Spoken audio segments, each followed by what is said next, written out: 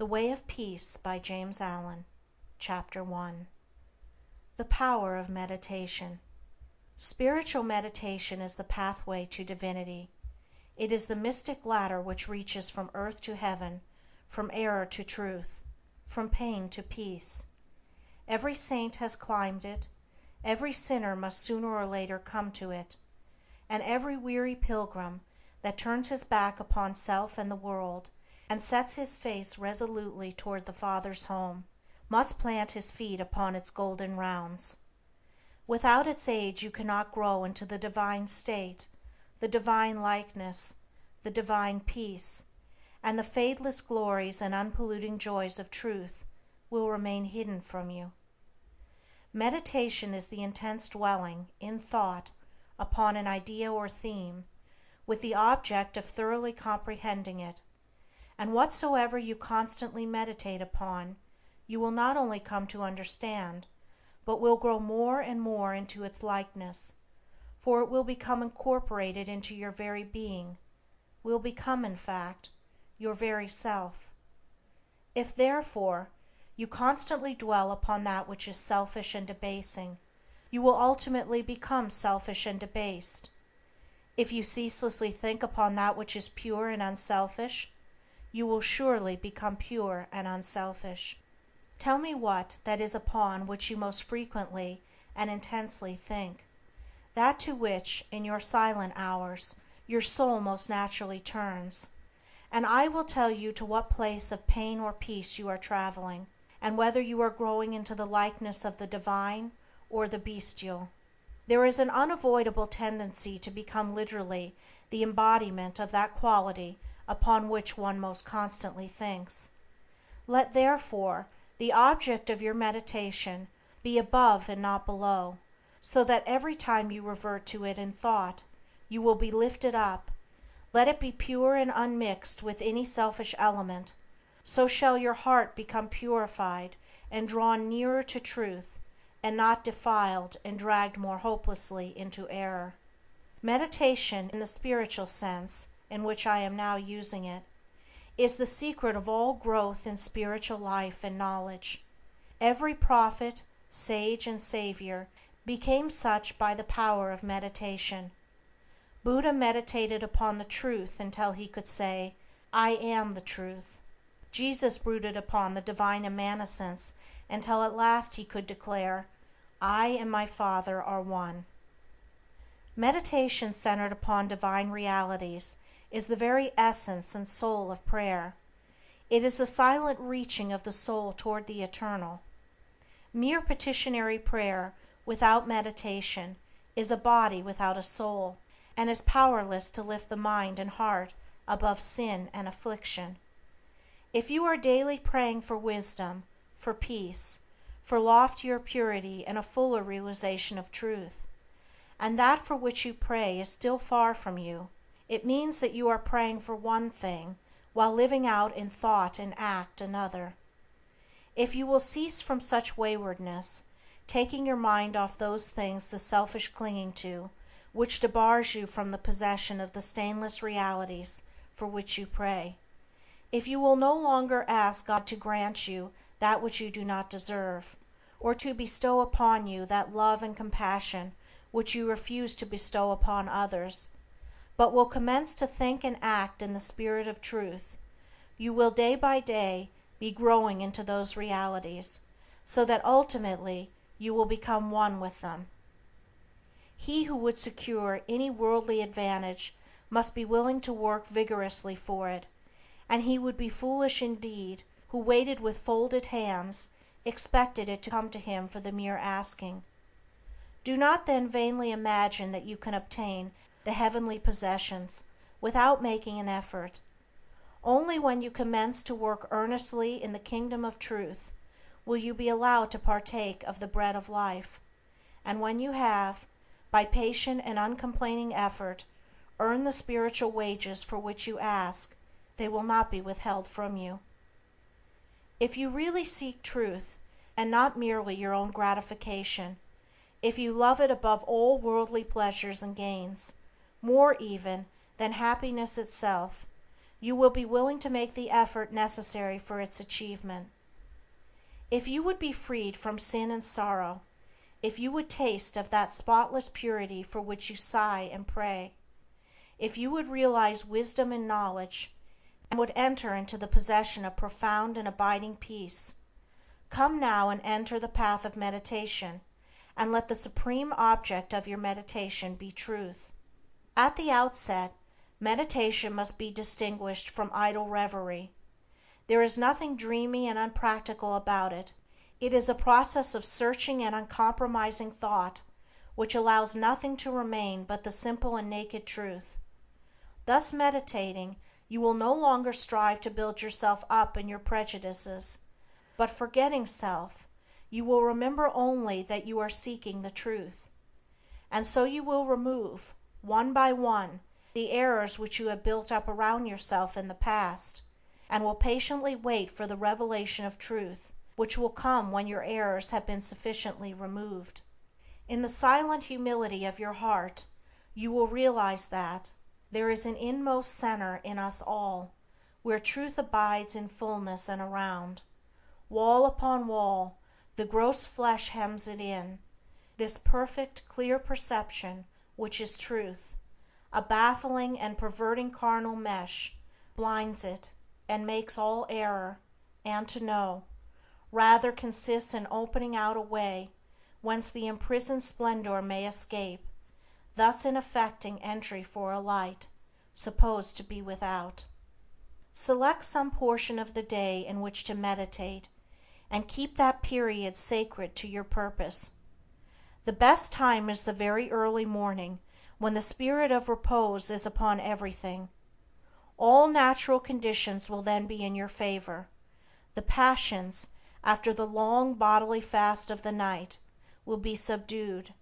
The excitements and worries of the previous day will have died away, and the mind, strong and yet restful, will be receptive to spiritual instruction. Indeed, one of the first efforts you will be called upon to make will be to shake off lethargy and indulgence, and if you refuse you will be unable to advance, for the demands of the spirit are imperative. To be spiritually awakened is also to be mentally and physically awakened. The sluggard and the self-indulgent can have no knowledge of truth. He who, possessed of health and strength, wastes the calm, precious hours of the silent morning in drowsy indulgence, is totally unfit to climb the heavenly heights. He whose awakening consciousness has become alive to its lofty possibilities, who is beginning to shake off the darkness of ignorance in which the world is enveloped, rises before the stars have ceased their vigil, and grappling with the darkness within his soul, strives, by holy aspiration, to perceive the light of truth while the unawakened world dreams on. The heights by great men reached and kept were not attained by sudden flight, but they, while their companions slept, were toiling upward in the night. No saint, no holy man, no teacher of truth ever lived who did not rise early in the morning. Jesus habitually rose early and climbed the solitary mountains to engage in holy communion. Buddha always rose an hour before sunrise and engaged in meditation, and all his disciples were enjoined to do the same. If you have to commence your daily duties at a very early hour, and are thus debarred from giving the early morning to systematic meditation, try to give an hour at night, and should this, by the length and laboriousness of your daily task, be denied you, you need not despair, for you may then turn your thoughts upward in holy meditation in the intervals of your work, or in those few idle minutes which you now waste in aimlessness, and should your work be of that kind which becomes by practice automatic, you may meditate while engaged upon it. That eminent Christian saint and philosopher, Jacob Boehme, realized his vast knowledge of divine things whilst working long hours as a shoemaker. In every life there is a time to think, and the busiest, the most laborious, is not shut out from aspiration and meditation. Spiritual meditation and self-discipline are inseparable, if you will. Therefore, commence to meditate upon yourself so as to try and understand yourself. For remember, the great object you will have in view will be the complete removal of all your errors in order that you may realize truth. You will begin to question your motives, thoughts, and acts, comparing them with your ideal, and endeavoring to look upon them with a calm and impartial eye. In this manner, you will be constantly gaining more of that mental and spiritual equilibrium, without which men are but helpless straws upon the ocean of life. If you are given to hatred or anger, you will meditate upon gentleness and forgiveness, so as to become acutely alive to a sense of your harsh and foolish conduct. You will then begin to dwell in thoughts of love, of gentleness, of abounding forgiveness, and as you overcome the lower by the higher, there will gradually, silently steal into your heart a knowledge of the divine law of love, with an understanding of its bearing upon all the intricacies of life and conduct. And in applying this knowledge to your every thought, word, and act, you will grow more and more gentle, more and more loving, more and more divine. And thus with every error, every selfish desire, every human weakness, by the power of meditation is it overcome, and as each sin, each error is thrust out, a fuller and clearer measure of the light of truth illuminates the pilgrim soul. Thus meditating, you will be ceaselessly fortifying yourself against your only real enemy, your selfish, perishable self, and will be establishing yourself more and more firmly in the divine and imperishable self that is inseparable from truth. The direct outcome of your meditations will be a calm spiritual strength, which will be your stay and resting place in the struggle of life. Great is the overcoming power of holy thought, and the strength and knowledge gained in the hour of silent meditation will enrich the soul with saving remembrance in the hour of strife, of sorrow, or of temptation. As, by the power of meditation, you grow in wisdom, you will relinquish more and more your selfish desires, which are fickle, impermanent, and productive of sorrow and pain, and will take your stand, with increasing steadfastness and trust, upon unchangeable principles, and will realize heavenly rest. The use of meditation is the acquirement of a knowledge of eternal principles, and the power which results from meditation is the ability to rest upon and trust those principles, and so become one with the eternal. The end of meditation is, therefore, direct knowledge of truth, God, and the realization of divine and profound peace. Let your meditations take their rise from the ethical ground which you now occupy. Remember that you are to grow into truth by steady perseverance. If you are an orthodox Christian, meditate ceaselessly upon the spotless purity and divine excellence of the character of Jesus, and apply his every precept to your inner life and outward conduct, so as to approximate more and more toward his perfection.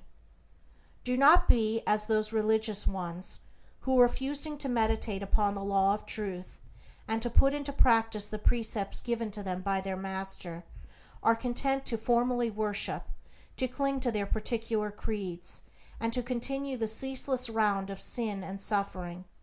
Strive to rise, by the power of meditation, above all selfish clinging to partial gods or party creeds, above dead formalities and lifeless ignorance. Thus walking the highway of wisdom, with mind fixed upon the spotless truth, you shall know no halting place short of the realization of truth. He who earnestly meditates first perceives a truth, as it were, afar off, and then realizes it by daily practice. It is only the doer of the word of truth that can know the doctrine of truth, for though by pure thought the truth is perceived, it is only actualized by practice. Said the divine Gautama, the Buddha, He who gives himself up to vanity and does not give himself up to meditation, forgetting the real aim of life and grasping at pleasure, will in time envy him who has exerted himself in meditation, and he instructed his disciples in the following 5 great meditations. The first meditation is the meditation of love, in which you so adjust your heart that you long for the weal and welfare of all beings, including the happiness of your enemies. The second meditation is the meditation of pity, in which you think of all beings in distress, vividly representing in your imagination their sorrows and anxieties, so as to arouse a deep compassion for them in your soul. The third meditation is the meditation of joy, in which you think of the prosperity of others and rejoice with their rejoicings. The fourth meditation is the meditation of impurity, in which you consider the evil consequences of corruption, the effects of sin and diseases, how trivial often the pleasure of the moment, and how fatal its consequences. The fifth meditation is the meditation on serenity, in which you rise above love and hate, tyranny and oppression, wealth and want, and regard your own fate with impartial calmness and perfect tranquility. By engaging in these meditations, the disciples of the Buddha arrived at a knowledge of the truth. But whether you engage in these particular meditations or not matters little, so long as your object is truth, so long as you hunger and thirst for all that righteousness which is a holy heart and a blameless life.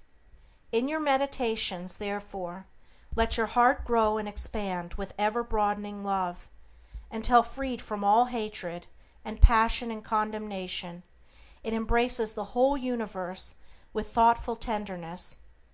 As the flower opens its petals to receive the morning light, so open your soul more and more to the glorious light of truth. Soar upward upon the wings of aspiration, be fearless, and believe in the loftiest possibilities. Believe that a life of absolute meekness is possible. Believe that a life of stainless purity is possible. Believe that a life of perfect holiness is possible. Believe that the realization of the highest truth is possible. He who so believes climbs rapidly the heavenly hills, whilst the unbelievers continue to grope darkly and painfully in the fog-bound valleys. So believing, so aspiring, so meditating, divinely sweet and beautiful will be your spiritual experiences, and glorious the revelations that will enrapture your inward vision. As you realize the divine love, the divine justice, the divine purity, and the perfect law of good or God, great will be your bliss and deep your peace. Old things will pass away, and all things will become new. The veil of the material universe, so dense and impenetrable to the eye of error, so thin and gauzy to the eye of truth, will be lifted, and the spiritual universe will be revealed. Time will cease, and you will live only in eternity. Change and mortality will no more cause you anxiety and sorrow, for you will become established in the unchangeable, and will dwell in the very heart of immortality. Star of Wisdom. Star that of the birth of Vishnu, birth of Krishna, Buddha, Jesus, told the wise ones, heavenward looking, waiting, watching for thy gleaming, in the darkness of the night time, in the starless gloom of midnight, shining herald of the coming, of the kingdom of the righteous, teller of the mystic story, of the lowly birth of Godhead, in the stable of the passions, in the manger of the mind-soul, silent singer of the secret, of compassion deep and holy, to the heart with sorrow burdened, to the soul with waiting weary, star of all surpassing brightness, thou again dost deck the midnight, thou again dost cheer the wise ones, watching in the creedal darkness, weary of the endless battle with the grinding blades of error, tired of lifeless, useless idols, of the dead forms of religions, spent with watching for thy shining. Thou hast ended their despairing, thou hast lighted up their pathway. Thou hast brought again the old truths to the hearts of all thy watchers. To the souls of them that love thee, thou dost speak of joy and gladness, of the peace that comes of sorrow. Blessed are they that can see thee, weary wanderers in the night time. Blessed they who feel the throbbing, in their bosoms feel the pulsing of a deep love stirred within them by the great power of thy shining.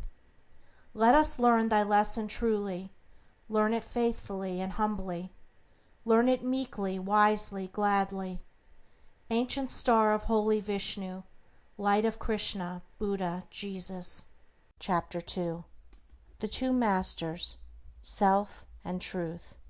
Upon the battlefield of the human soul, two masters are ever contending for the crown of supremacy, for the kingship and dominion of the heart: the master of self, called also the prince of this world, and the master of truth, called also the Father God.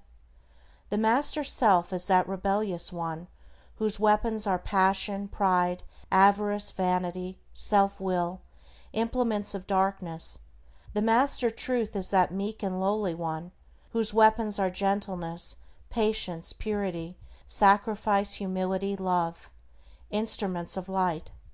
In every soul the battle is waged, and as a soldier cannot engage at once in two opposing armies, so every heart is enlisted either in the ranks of self or of truth.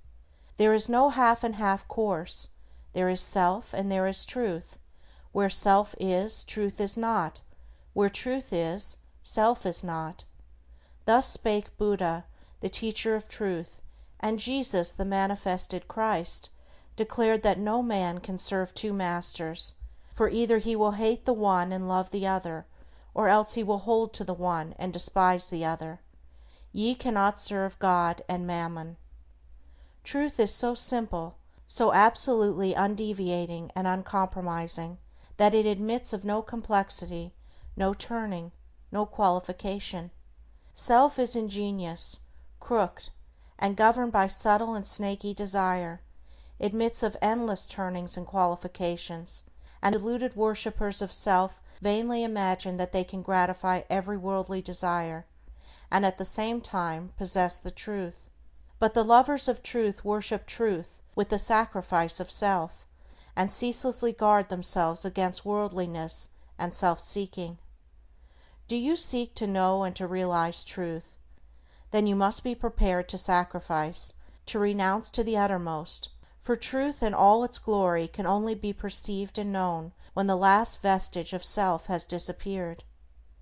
The eternal Christ declared that he who would be his disciple must deny himself daily.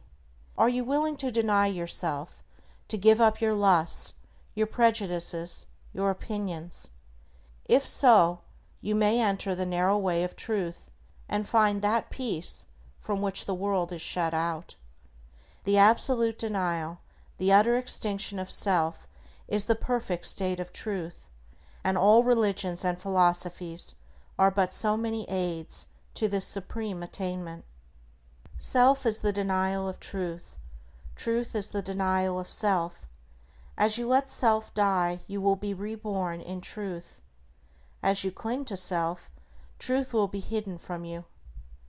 Whilst you cling to self, your path will be beset with difficulties, and repeated pains, sorrows, and disappointments will be your lot. There are no difficulties in truth, and coming to truth, you will be freed from all sorrow and disappointment. Truth in itself is not hidden and dark. It is always revealed and is perfectly transparent. But the blind and wayward self cannot perceive it. The light of day is not hidden except to the blind, and the light of truth is not hidden except to those who are blinded by self. Truth is the one reality in the universe, the inward harmony, the perfect justice, the eternal love. Nothing can be added to it nor taken from it. It does not depend upon any man, but all men depend upon it. You cannot perceive the beauty of truth while you are looking out through the eyes of self.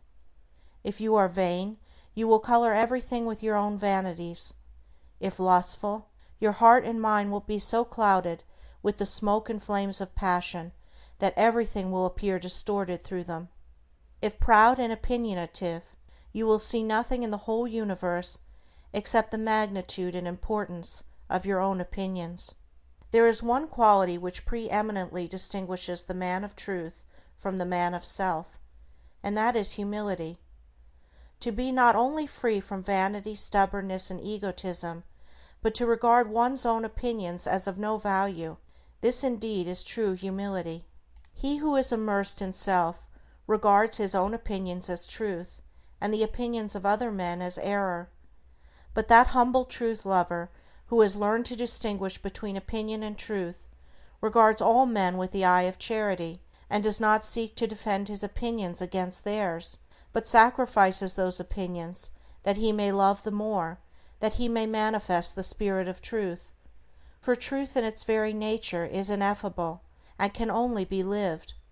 He who has most of charity has most of truth. Men engage in heated controversies and foolishly imagine they are defending the truth, when in reality they are merely defending their own petty interests and perishable opinions. The follower of self takes up arms against others. The follower of truth takes up arms against himself. Truth, being unchangeable and eternal, is independent of your opinion and of mine. We may enter into it, or we may stay outside, but both our defense and our attack are superfluous, and are hurled back upon themselves. Men enslaved by self, passionate, proud, and condemnatory, believe their particular creed or religion to be the truth, and all other religions to be error, and they proselytize with passionate ardor. There is but one religion, the religion of truth. There is but one error, the error of self. Truth is not a formal belief, it is unselfish, holy, and aspiring heart, and he who has truth is at peace with all, and cherishes all with thoughts of love. You may easily know whether you are a child of truth or a worshipper of self, if you will silently examine your mind, heart, and conduct. Do you harbor thoughts of suspicion, enmity, envy, lust, pride, or do you strenuously fight against these? If the former, you are chained to self, no matter what religion you may profess. If the latter, you are a candidate for truth, even though outwardly you may profess no religion. Are you passionate, self-willed, ever seeking to gain your own ends, self-indulgent and self-centered? Or are you gentle, mild, unselfish, quit of every form of self-indulgence, and are ever ready to give up your own? If the former, self is your master. If the latter, truth is the object of your affection. Do you strive for riches? Do you fight with passion for your party? Do you lust for power and leadership? Are you given to ostentation and self-praise? Or have you given up the love of riches? Have you relinquished all strife? Are you content to take the lowest place and to be passed by unnoticed? And have you ceased to talk about yourself and to regard yourself with self-complacent pride? If the former, even though you may imagine you worship God, the God of your heart is self. If the latter, even though you may withhold your lips from worship, you are dwelling with the Most High. The signs by which the truth-lover is known are unmistakable. Hear the holy Krishna declare them in Sir Edwin Arnold's beautiful rendering of the Bhagavad Gita. Fearlessness, singleness of soul, the will always to strive for wisdom, opened hand and governed appetites, and piety and love of lonely study, humbleness, uprightness, heed to injure naught which lives, truthfulness, slowness unto wrath, a mind that lightly letteth go what others prize, and equanimity and charity, which splieth no man's faults, and tenderness towards all that suffer, a contented heart, fluttered by no desires, a bearing mild, modest and grave, with manhood nobly mixed, with patience, fortitude and purity, an unrevengeful spirit, never given to rate itself too high. Such be the signs, O Indian Prince, of him whose feet are set on that fair path which leads to heavenly birth.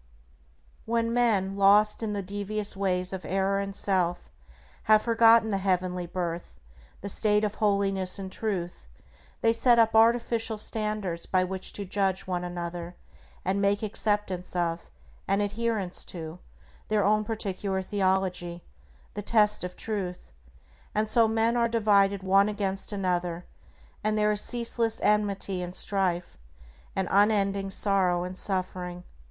Reader, do you seek to realize the birth into truth? There is only one way. Let self die. All those lusts, appetites, desires, opinions, limited conceptions and prejudices to which you have hitherto so tenaciously clung, let them fall from you. Let them no longer hold you in bondage, and truth will be yours. Cease to look upon your own religion as superior to all others, and strive humbly to learn the supreme lesson of charity. No longer cling to the idea, so productive of strife and sorrow, that the Savior whom you worship is the only Savior, and that the Savior whom your brother worships, with equal sincerity and ardor, is an impostor, but seek diligently the path of holiness, and then you will realize that every holy man is a savior of mankind. The giving up of self is not merely the renunciation of outward things. It consists of the renunciation of the inward sin, the inward error. Not by giving up vain clothing, not by relinquishing riches, not by abstaining from certain foods, not by speaking smooth words, not by merely doing these things is the truth found, but by giving up the spirit of vanity, by relinquishing the desire for riches, by abstaining from the lust of self-indulgence, by giving up all hatred, strife, condemnation, and self-seeking, and becoming gentle and pure at heart. By doing these things is the truth found. To do the former and not to do the latter is Pharisaism and hypocrisy, whereas the latter includes the former. You may renounce the outward world and isolate yourself in a cave or in the depths of a forest, but you will take all your selfishness with you, and unless you renounce that, great indeed will be your wretchedness and deep your delusion. You may remain just where you are, performing all your duties, and yet renounce the world, the inward enemy. To be in the world, and yet not of the world, is the highest perfection, the most blessed peace, is to achieve the greatest victory. The renunciation of self is the way of truth. Therefore, enter the path. There is no grief like hate, no pain like passion, no deceit like sense. Enter the path. Far hath he gone whose foot treads down one fond offense. As you succeed in overcoming self, you will begin to see things in their right relations. He who is swayed by any passion, prejudice, like or dislike, adjusts everything to that particular bias, and sees only his own delusions. He who is absolutely free from all passions, prejudice, preference, and partiality, sees himself as he is, sees others as they are, sees all things in their proper proportions and right relations. Having nothing to attack, nothing to defend, nothing to conceal, and no interest to guard, he is at peace. He has realized the profound simplicity of truth, for this unbiased, tranquil, blessed state of mind and heart is the state of truth. He who attends to it dwells with the angels, and sits at the footstool of the Supreme. Knowing the great law, knowing the origin of sorrow, knowing the secret of suffering, knowing the way of emancipation and truth, how can such a one engage in strife or condemnation? For though he knows that the blind, self-seeking world, surrounded with the clouds of its own illusions, and enveloped in the darkness of error and self, cannot perceive the steadfast light of truth, and is utterly incapable of comprehending the profound simplicity of the heart that has died, or is dying, to self. Yet he also knows that when the suffering ages have piled up mountains of sorrow, the crushed and burdened soul of the world will fly to its final refuge, and that when the ages are completed, every prodigal will come back to the fold of truth. And so he dwells in good will toward all, and regards all with that tender compassion which a father bestows upon his wayward children. Men cannot understand truth because they cling to self, because they believe in and love self, because they believe self to be the only reality, whereas it is the one delusion. When you cease to believe in and love self, you will desert it, and fly to truth, and will find the eternal reality. When men are intoxicated with the wines of luxury and pleasure and vanity, the thirst of life grows and deepens within them, and they delude themselves with dreams of fleshy immortality. But when they come to reap the harvest of their own sowing, and pain and sorrow supervene, then crushed and humiliated, relinquishing self and all the intoxications of self, they come, with aching hearts, to the one immortality, the immortality that destroys all delusions, the spiritual immortality in truth. Men pass from evil to good, from self to truth, through the dark gate of sorrow, for sorrow and self are inseparable. Only in the peace and bliss of truth is all sorrow vanquished. If you suffer disappointment because your cherished plans have been thwarted, or because someone has not come up to your anticipations, it is because you are clinging to self. If you suffer remorse for your conduct, it is because you have given way to self. If you are overwhelmed with chagrin and regret because of the attitude of someone else towards you, it is because you have been cherishing self. If you are wounded on account of what has been done to you or said of you, it is because you are walking in the painful way of self. All suffering is of self. All suffering ends in truth. When you have entered into and realized truth, you will no longer suffer disappointment, remorse, and regret, and sorrow will flee from you. Self is the only prison that can ever bind the soul. Truth is the only angel that can bid the gates unroll. And when he comes to call thee, arise and follow fast. His way may lie through darkness, but it leads to light at last. The woe of the world is of its own making. Sorrow purifies and deepens the soul, and the extremity of sorrow is the prelude to truth. Have you suffered much? Have you sorrowed deeply? Have you pondered seriously upon the problem of life? If so, you are prepared to wage war against self and to become a disciple of truth. The intellectual who does not see the necessity for giving up self frame endless theories about the universe and call them truth. But do thou pursue that direct line of conduct which is the practice of righteousness, and thou wilt realize the truth which has no place in theory, and which never changes. Cultivate your heart. Water it continually with unselfish love and deep-felt pity, and strive to shut out from it all thoughts and feelings which are not in accordance with love. Return good for evil, love for hatred, gentleness for ill-treatment, and remain silent when attacked. So shall you transmute all your selfish desires into the pure gold of love, and self will disappear in truth. So will you walk blamelessly among men, yoked with the easy yoke of lowliness, and clothed with the divine garment of humility.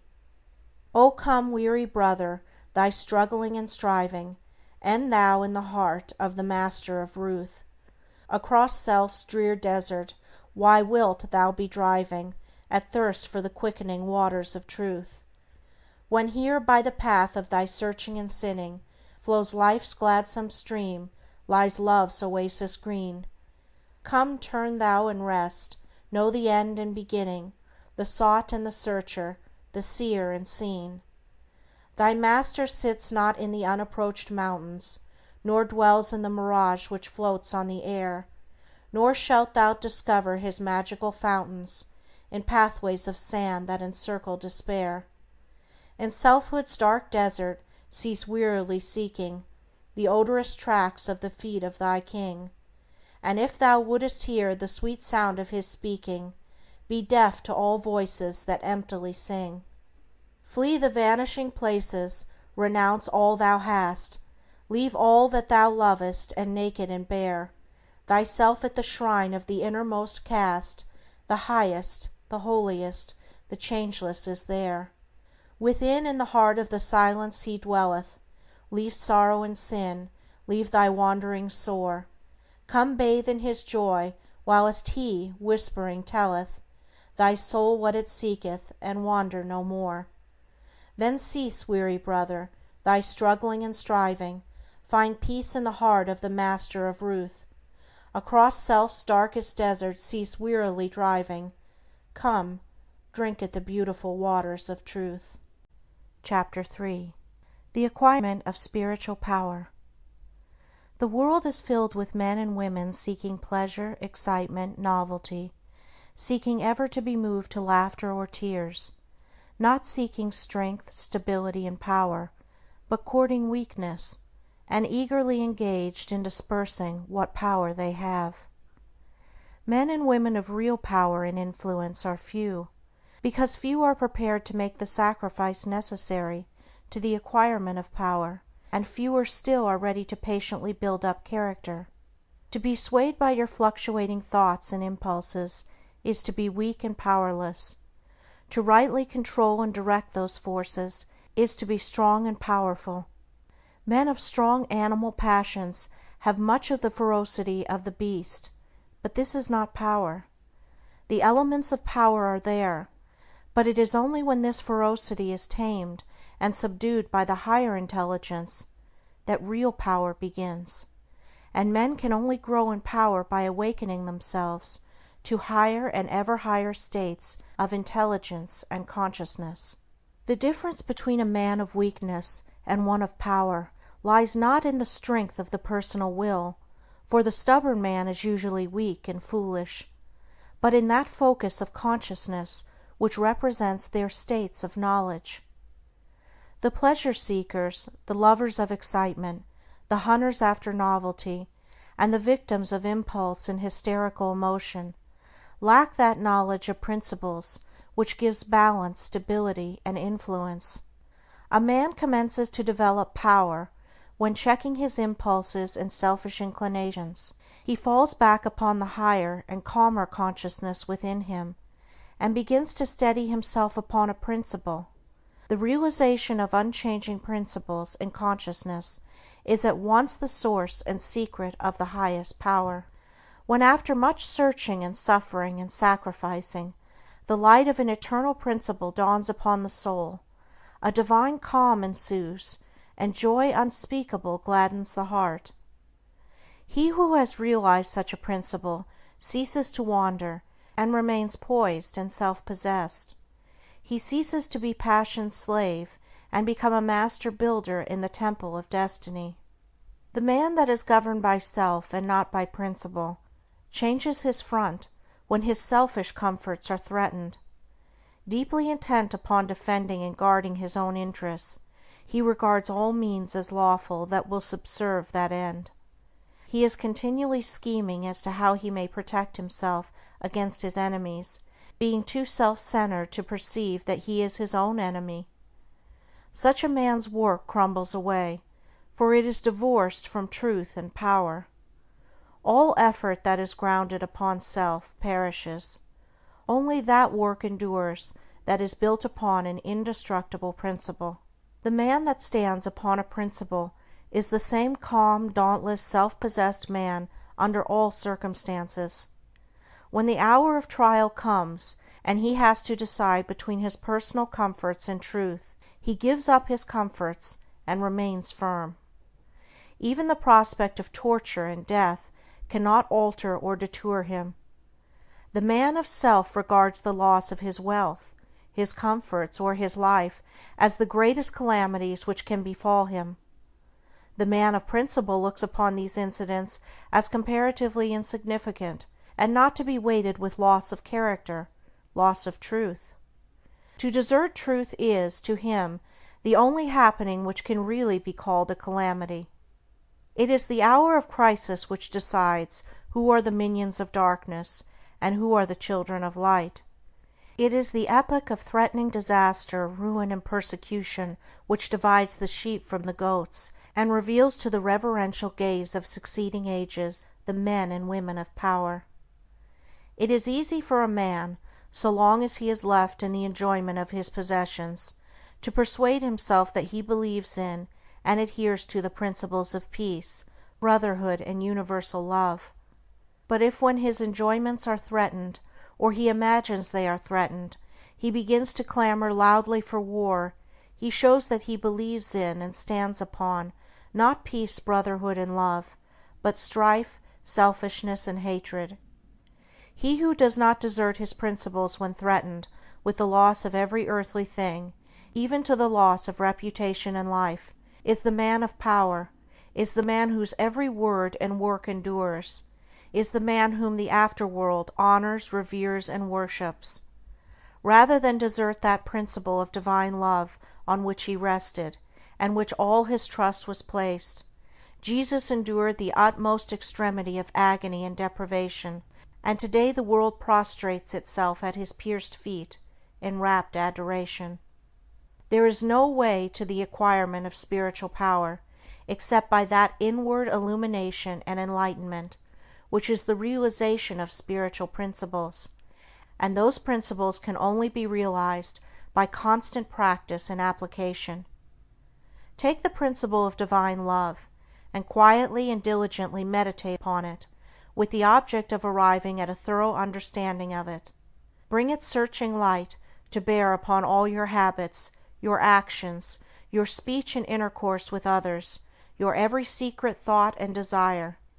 As you persevere in this course, the divine love will become more and more perfectly revealed to you, and your own shortcomings will stand out in more and more vivid contrast, spurring you on to renewed endeavor, and having once caught a glimpse of the incomparable majesty of that imperishable principle, you will never again rest in your weakness, your selfishness, your imperfection, but will pursue that love until you have relinquished every discordant element and have brought yourself into perfect harmony with it. And that state of inward harmony is spiritual power. Take also other spiritual principles, such as purity and compassion, and apply them in the same way, and so exacting is truth, you will be able to make no stay, no resting place, until the inmost garment of your soul is bereft of every stain, and your heart has become incapable of any hard, condemnatory, and pitiless impulse. Only in so far as you understand, realize, and rely upon these principles will you acquire spiritual power, and that power will be manifested in and through you in the form of increasing dispassion, patience, and equanimity. Dispassion argues superior self-control. Sublime patience is the very hallmark of divine knowledge, and to retain an unbroken calm amid all the duties and distractions of life marks off the man of power. It is easy in the world to live after the world's opinion. It is easy in solitude to live after our own. But the great man is he who in the midst of the crowd keeps with perfect sweetness the independence of solitude. Some mystics hold that perfection in dispassion is the source of that power, by which miracles, so called, are performed, and truly he who has gained such perfect control of all his interior forces that no shock, however great, can for one moment unbalance him, must be capable of guiding and directing those forces with a master hand. To grow in self-control, in patience, in equanimity, is to grow in strength and power, and you can only thus grow by focusing your consciousness upon a principle.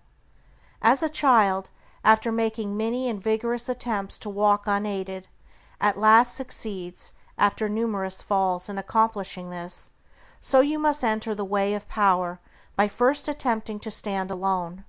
Break away from the tyranny of custom, tradition, conventionality, and the opinions of others, until you succeed in walking lonely and erect among men. Rely upon your own judgment. Be true to your own conscience. Follow the light that is within you. All outward lights are so many will-o'-the-wisps. There will be those who will tell you that you are foolish, that your judgment is faulty, that your conscience is all awry, and that the light within you is darkness, but heed them not. If what they say is true, the sooner you, as the searcher for wisdom, find it out, the better, and you can only make the discovery by bringing your powers to the test. Therefore, pursue your course bravely. Your conscience is at least your own, and to follow it is to be a man. To follow the conscience of another is to be a slave. You will have many falls, will suffer many wounds, will endure many buffetings for a time, but press on in faith, believing that sure and certain victory lies ahead. Search for a rock, a principle, and having found it, cling to it. Get it under your feet and stand erect upon it, until at last, immovably fixed upon it, you succeed in defying the fury of the waves and storms of selfishness. For selfishness in any and every form is dissipation, weakness, death. Unselfishness in its spiritual aspect is conservation, power, life. As you grow in spiritual life and become established upon principles, you will become as beautiful and as unchangeable as those principles, will taste of the sweetness of their immortal essence, and will realize the eternal and indestructible nature of the God within. No harmful shaft can reach the righteous man, standing erect amid the storms of hate, defying hurt and injury and ban, surrounded by the trembling slaves of fate. Majestic in the strength of silent power, serene he stands, nor changes not nor turns. Patient and firm in suffering's darkest hour, time bends to him, and death and doom he spurns. Wrath's lurid lightnings round about him play, and hell's deep thunders roll above his head. Yet heeds he not, for him they cannot slay, who stands whence earth and time and space are fled. Sheltered by deathless love, what fear hath he? Armored in changeless truth, what can he know of loss and gain? Knowing eternity, he moves not whilst the shadows come and go. Call him immortal, call him truth and light, and splendor of prophetic majesty, who bideth thus amid the powers of the night, clothed with the glory of divinity. Chapter 4. The realization of selfless love. It is said that Michelangelo saw in every rough block of stone a thing of beauty, awaiting the master hand to bring it into reality.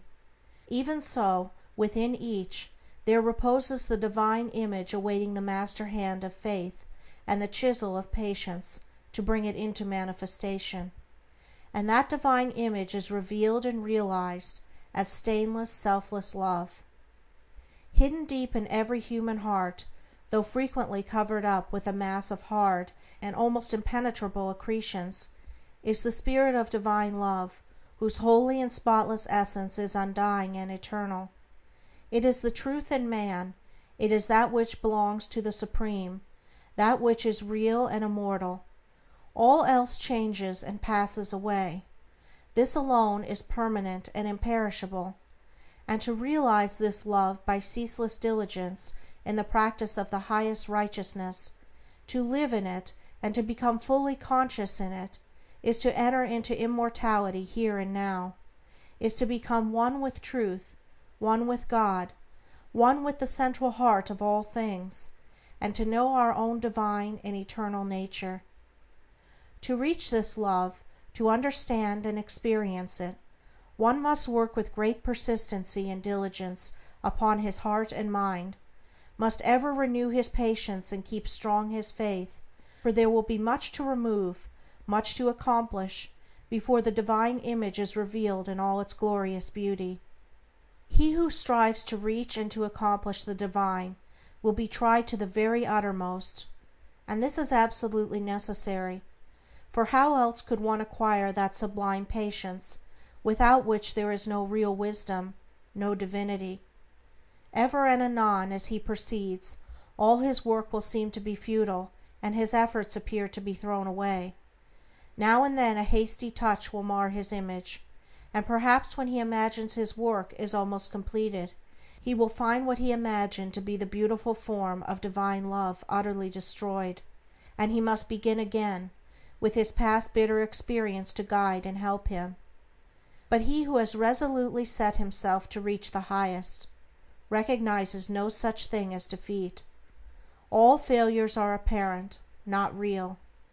Every slip, every fall, every return to selfishness is a lesson learned, an experience gained, from which a golden grain of wisdom is extracted, helping the striver toward the accomplishment of his lofty object. To recognize that of our vices we can frame a ladder, if we will but tread beneath our feet each deed of shame, is to enter the way that leads unmistakably toward the divine, and the failings of one who thus recognizes are so many dead selves, upon which he rises, as upon stepping stones, to higher things. Once come to regard your failings, your sorrows and sufferings, as so many voices telling you plainly where you are weak and faulty, where you fall below the true and the divine, you will then begin to ceaselessly watch yourself, and every slip, every pang of pain will show you where you are to set to work, and what you have to remove out of your heart in order to bring it nearer to the likeness of the divine, nearer to the perfect love. And as you proceed day by day, detaching yourself more and more from the inward selfishness, the love that is selfless will gradually become revealed to you. And when you are growing patient and calm, when your petulances, tempers, and irritabilities are passing away from you, the more powerful lusts and prejudices seek to dominate and enslave you, then you will know that the divine is awakening within you, that you are drawing near to the eternal heart, that you are not far from that selfless love, the possession of which is peace and immortality. Divine love is distinguished from human love in this supremely important particular: it is free from partiality. Human love clings to a particular object to the exclusion of all else, and when that object is removed, great and deep is the resultant suffering to the one who loves.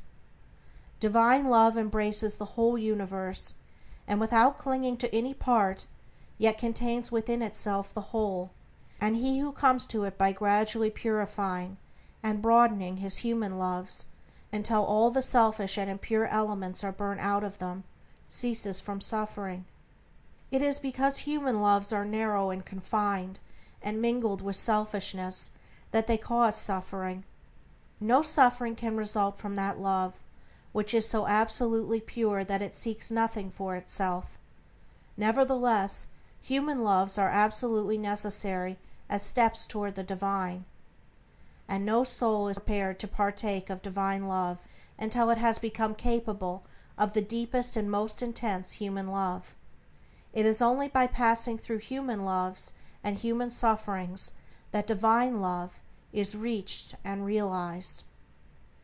All human loves are perishable, like the forms to which they cling, but there is a love that is imperishable, and that does not cling to appearances.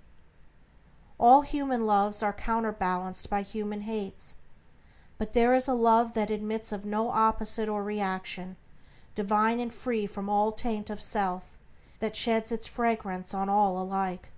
Human loves are reflections of the divine love, and draw the soul nearer to the reality, the love that knows neither sorrow nor change. It is well that the mother, clinging with passionate tenderness to the little helpless form of flesh that lies on her bosom, should be overwhelmed with the dark waters of sorrow when she sees it laid on the cold earth. It is well that her tears should flow and her heart ache, for only thus can she be reminded of the evanescent nature of the joys and objects of sense, and be drawn nearer to the eternal and imperishable reality. It is well that lover, brother, sister, husband, wife should suffer deep anguish and be enveloped in gloom when the visible object of their affection is torn from them, so that they may learn to turn their affections toward the invisible source of all, where alone abiding satisfaction is to be found. It is well that the proud, the ambitious, the self-seeking should suffer defeat, humiliation, and misfortune, that they should pass through the scorching fires of affliction, for only thus can the wayward soul be brought to reflect upon the enigma of life, only thus can the heart be softened and purified, and prepared to receive the truth. When the sting of anguish penetrates the heart of human love, when gloom and loneliness and desertion cloud the soul of friendship and trust, then it is that the heart turns toward the sheltering love of the Eternal, and finds its rest in its silent peace.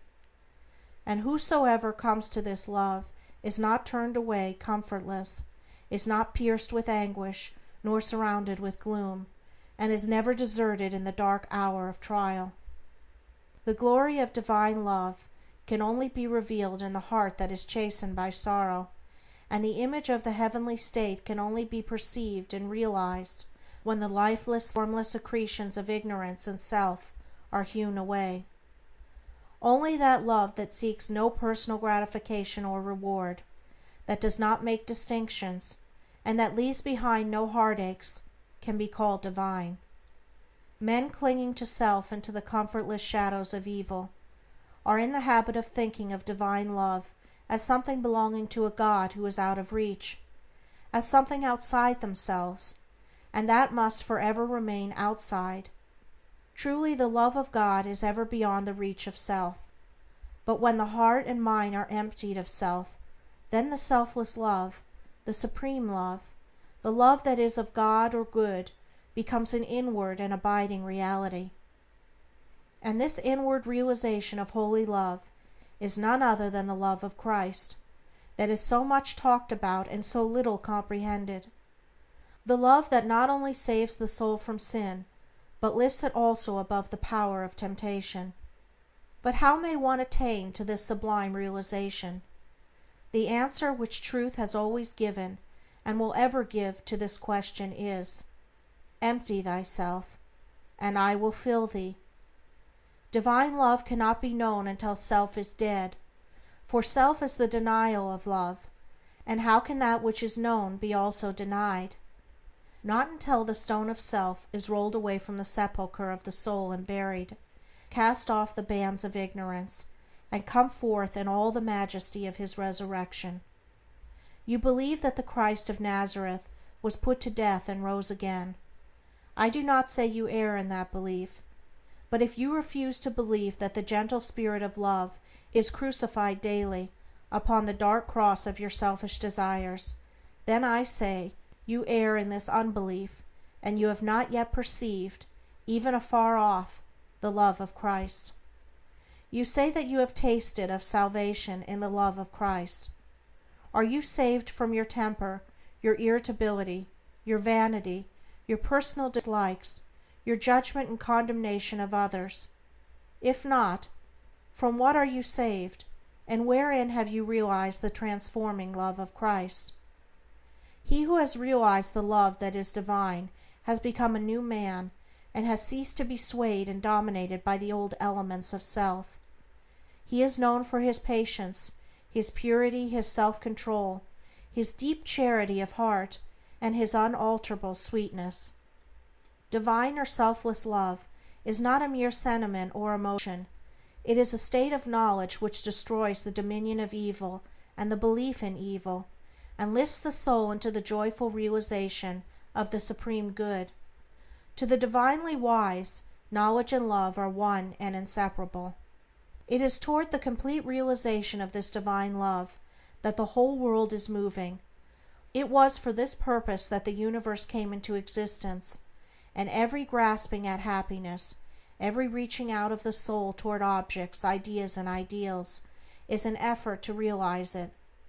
But the world does not realize this love at present, because it is grasping at the fleeting shadow, and ignoring in its blindness the substance. And so suffering and sorrow continue, and must continue, until the world, taught by its self-inflicted pains, discovers the love that is selfless, the wisdom that is calm and full of peace. And this love, this wisdom, this peace, this tranquil state of mind and heart may be attained to, may be realized by all who are willing and ready to yield up self, and who are prepared to humbly enter into a comprehension of all that the giving up of self involves. There is no arbitrary power in the universe, and the strongest chains of fate by which men are bound are self-forged. Men are chained to that which causes suffering because they desire to be so, because they love their chains, because they think their little dark prison of self is sweet and beautiful, and they are afraid that if they desert that prison, they will lose all that is real and worth having. Ye suffer from yourselves, none else compels, none other holds ye that ye live and die. And the indwelling of power which forged the chains and built around itself the dark and narrow prison can break away when it desires and wills to do so, and the soul does will to do so when it has discovered the worthlessness of its prison, when long suffering has prepared it for the reception of the boundless light and love. As the shadow follows the form, and as the smoke comes after fire, so effect follows cause, and suffering and bliss follow the thoughts and deeds of men. There is no effect in the world around us, but has its hidden or revealed cause, and that cause is in accordance with absolute justice. Men reap a harvest of suffering, because in the near or distant past they have sown the seeds of evil. They reap a harvest of bliss, also as a result of their own sowing of the seeds of good. Let a man meditate upon this. Let him strive to understand it, and he will then begin to sow only seeds of good, and will burn up the tares and weeds which he has formerly grown in the garden of his heart. The world does not understand the love that is selfless, because it is engrossed in the pursuit of its own pleasures, and cramped within the narrow limits of perishable interests, mistaking, in its ignorance, those pleasures and interests for real and abiding things. Caught in the flames of fleshly lusts, and burning with anguish, it sees not the pure and peaceful beauty of truth. Feeding upon the swinish husks of error and self-delusion, it is shut out from the mansion of all-seeing love. Not having this love, not understanding it, men institute innumerable reforms which involve no inward sacrifice, and each imagines that his reform is going to right the world forever, while he himself continues to propagate evil by engaging it in his own heart. That only can be called reform which tends to reform the human heart, for all evil has its rise there, and not until the world, ceasing from selfishness and party strife, has learned the lesson of divine love, will it realize the golden age of universal blessedness. Let the rich cease to despise the poor, and the poor to condemn the rich. Let the greedy learn how to give, and the lustful how to grow pure. Let the partisan cease from strife, and the uncharitable begin to forgive. Let the envious endeavor to rejoice with others, and the slanderers grow ashamed of their conduct. Let men and women take their course, and lo, the golden age is at hand. He therefore who purifies his heart is the world's greatest benefactor. Yet though the world is, and will be for many ages to come, shut out from that age of old, which is the realization of selfless love, you, if you are willing, may enter it now, by rising above your selfish self, if you will pass from prejudice, hatred, and condemnation to gentle and forgiving love. Where hatred, dislike, and condemnation are, selfless love does not abide. It resides only in the heart that has ceased from all condemnation. You say, how can I love the drunkard, the hypocrite, the sneak, the murderer? I am compelled to dislike and condemn such men. It is true you cannot love such men emotionally, but when you say that you must perforce dislike and condemn them, you show that you are not acquainted with the great overruling love, for it is possible to attain to such a state of interior enlightenment as will enable you to perceive the train of causes by which these men have become as they are, to enter into their intense sufferings, and to know the certainty of their ultimate purification. Possessed of such knowledge, it will be utterly impossible for you any longer to dislike or condemn them, and you will always think of them with perfect calmness and deep compassion.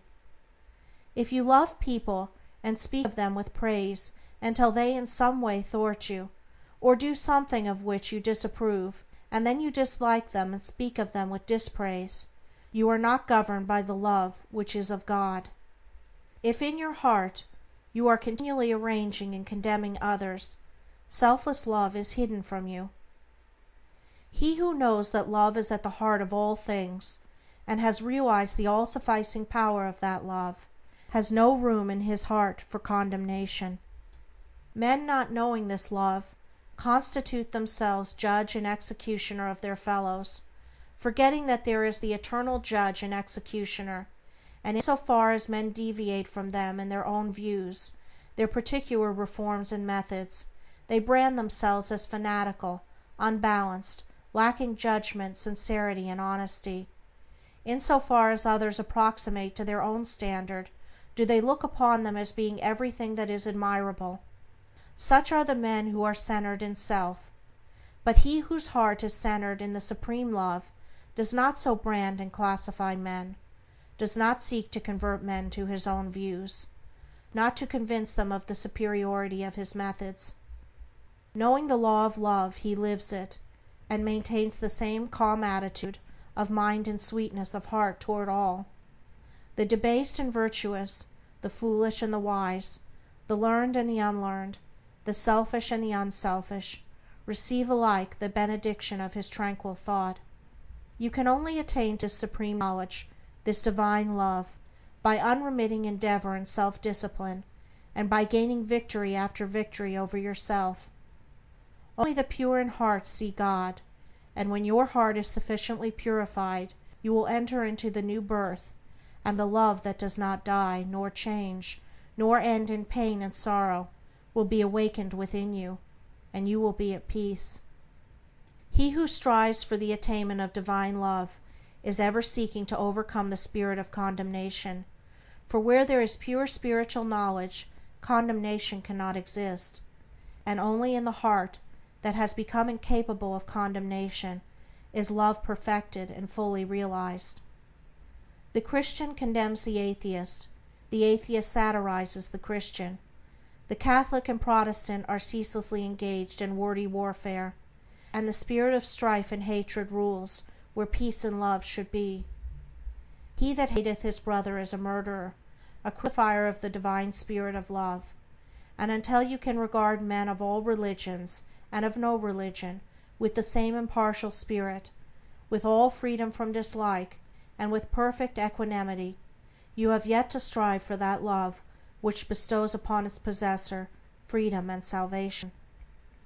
The realization of divine knowledge, selfless love, utterly destroys the spirit of condemnation, disperses all evil, and lifts the consciousness to that height of pure vision where love, goodness, justice are seen to be universal, supreme, all-conquering, indestructible. Train your mind in strong, impartial, and gentle thought.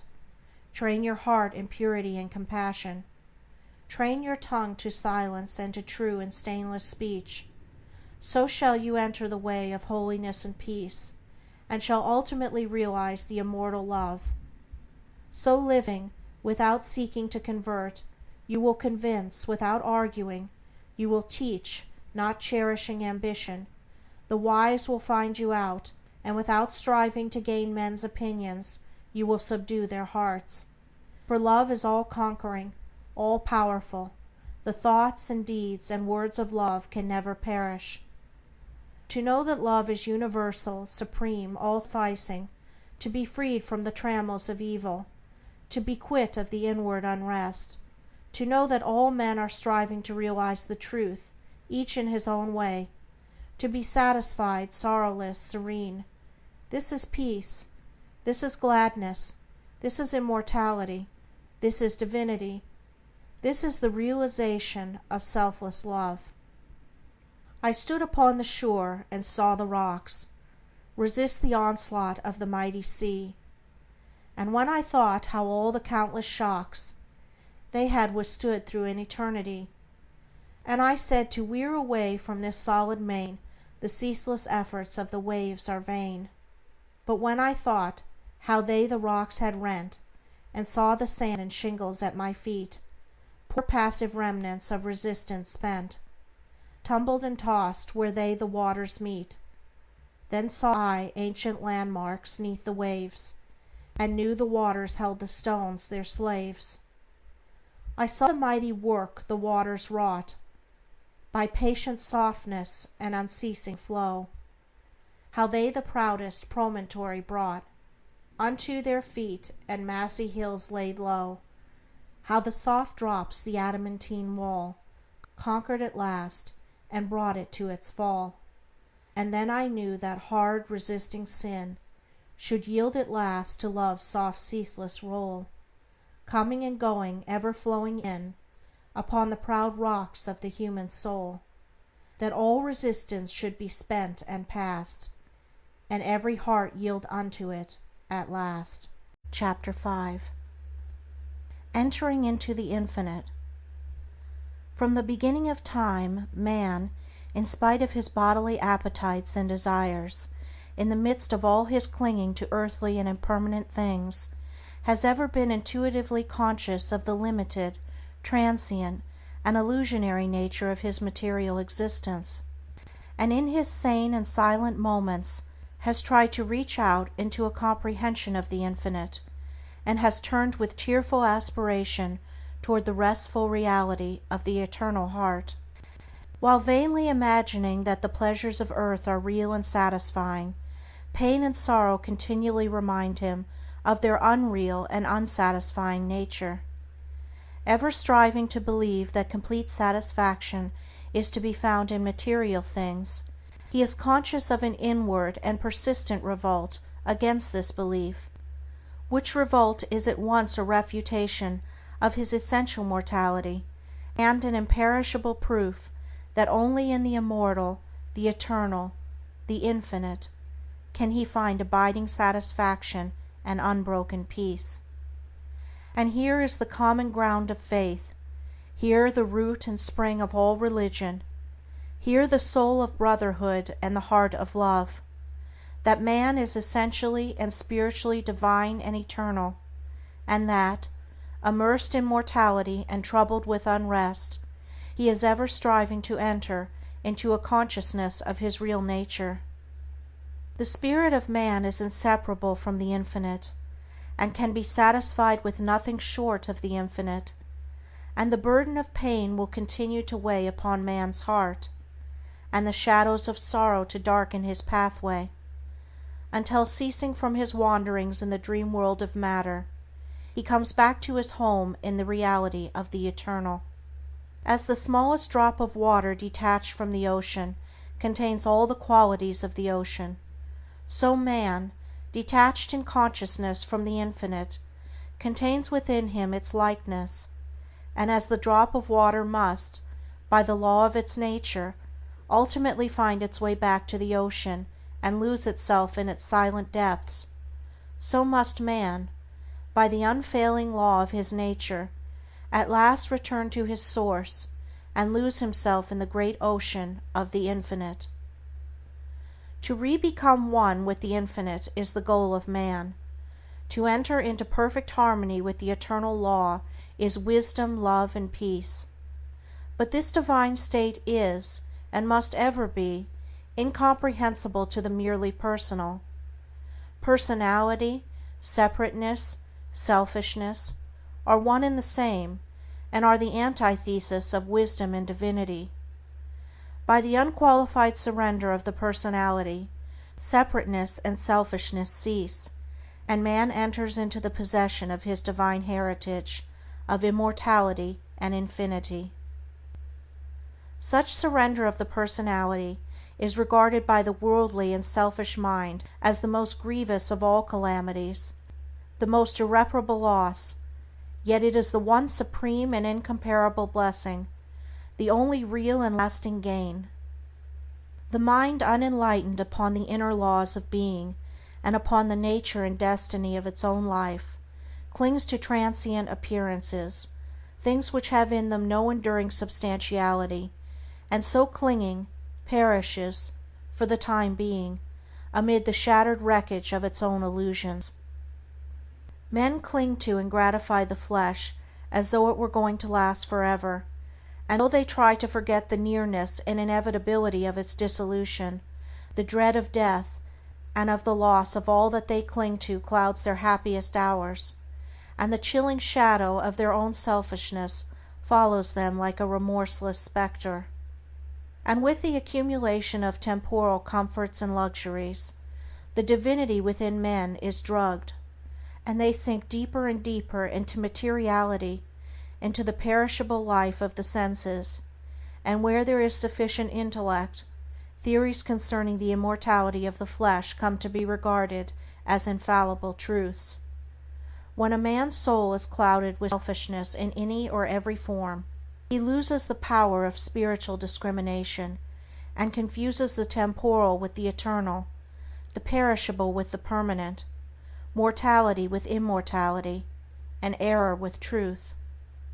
It is thus that the world has come to be filled with theories and speculations, having no foundation in human experience. Every body of flesh contains within itself, from the hour of birth, the elements of its own destruction, and by the unalterable law of its own nature must it pass away. The perishable in the universe can never become permanent, the permanent can never pass away, the mortal can never become immortal, the immortal can never die, the temporal cannot become eternal, nor the eternal become temporal, appearance can never become reality, nor reality fade into appearance, error can never become truth, nor truth become error. Man cannot immortalize the flesh, but by overcoming the flesh, by relinquishing all its inclinations, he can enter the region of immortality. God alone hath immortality, and only by realizing the God state of consciousness does man enter into immortality. All nature in its myriad forms of life is changeable, impermanent, unenduring. Only the informing principle of nature endures. Nature is many, and is marked by separation. The informing principle is one, and is marked by unity. By overcoming the senses and the selfishness within, which is the overcoming of nature, man emerges from a chrysalis of the personal and illusory, and wings himself into the glorious light of the impersonal, the region of universal truth, out of which all perishable forms come. Let men, therefore, practice self-denial, let them conquer their animal inclinations, let them refuse to be enslaved by luxury and pleasure, let them practice virtue, and grow daily into higher and ever higher virtue, until at last they grow into the divine, and enter into both the practice and the comprehension of humility, meekness, forgiveness, compassion, and love, which practice and comprehension constitute divinity. Good will gives insight, and only he who has so conquered his personality that he has but one attitude of mind, that of good will, toward all creatures, is possessed of divine insight, and is capable of distinguishing the true from the false. The supremely good man is therefore the wise man, the divine man, the enlightened seer, the knower of the eternal. Where you find unbroken gentleness, enduring patience, sublime lowliness, graciousness of speech, self-control, self-forgetfulness, and deep and abounding sympathy, look there for the highest wisdom, seek the company of such a one, for he has realized the divine, he lives with the eternal, he has become one with the infinite.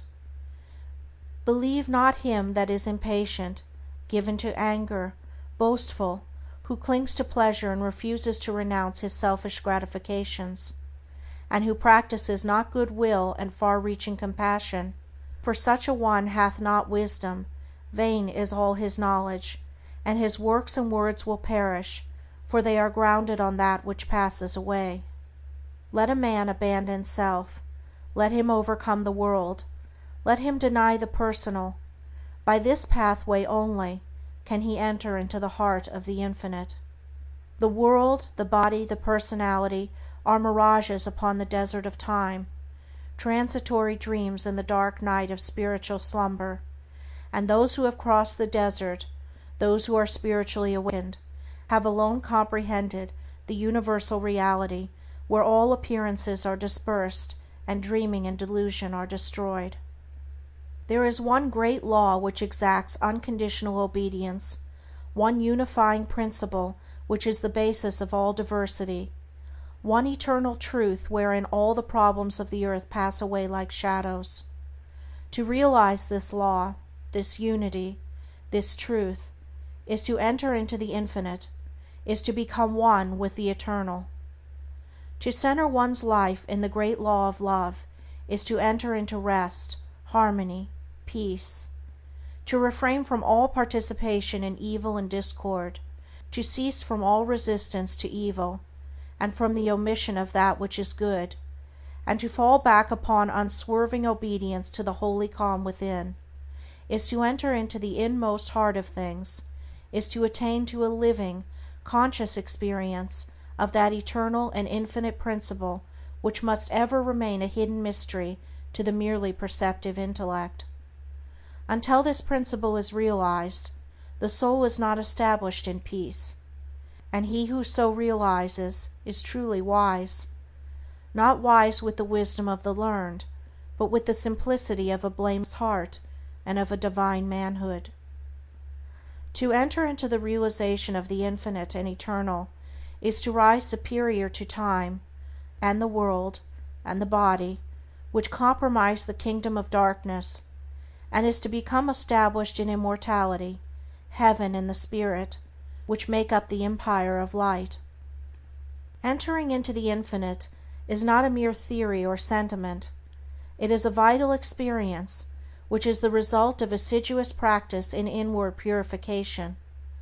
When the body is no longer believed to be, even remotely, the real man, when all appetites and desires are thoroughly subdued and purified, when the emotions are rested and calm, and when the oscillation of the intellect ceases and perfect poise is secured, then, and not till then, does consciousness become one with the Infinite. Not until then is childlike wisdom and profound peace secured. Men grow weary and gray over the dark problems of life, and finally pass away and leave them unsolved, because they cannot see their way out of the darkness of the personality, being too much engrossed in its limitations. Seeking to save his personal life, man forfeits the greater impersonal life in truth. Clinging to the perishable, he is shut out from a knowledge of the eternal. By the surrender of self, all difficulties are overcome, and there is no error in the universe but the fire of inward sacrifice will burn it up like a chaff. No problem, however great, but will disappear like a shadow under the searching light of self-abnegation. Problems exist only in our own self-created illusions, and they vanish away when self is yielded up. Self and error are synonymous. Error is involved in the darkness of unfathomable complexity, but eternal simplicity is the glory of truth. Love of self shuts men out from truth, and seeking their own personal happiness, they lose the deeper, purer, and more abiding bliss. Says Carlyle, "There is in man a higher than love of happiness. He can do without happiness, and instead thereof find blessedness." Love not pleasure, love God.